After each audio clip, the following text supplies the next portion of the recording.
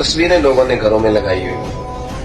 حالانکہ بڑی مضبوط حدیث ہے کہ جہاں فوٹو ہوگی وہاں فرشتے کوئی نہیں آئے گا، اور اس میں کوئی کسی تشریح کی ضرورت نہیں. اب لگ گئی ہے. تو ایک صاحب، میں نے کہا کہ اس کو ذرا اتار دو، میں نے نماز پڑھنی ہے. کہنے لگا میرے پیر صاحب کی ہے. میں کہا میرے پیر صاحب کی ہوگی تا بھی نہیں ٹھیک، اس کو اتارو. یہ کیا بات ہے؟ پیر صاحب کی ہے. فوٹو ہی ہوتی ہے، پیر صاحب کی ہو یا مرید صاحب کی ہو، وہ تو فوٹو ہی ہے. اس کو اتارو، بات ختم ہو گئی. یہاں نماز نہیں ہوگی، شرعی مسئلہ ہے.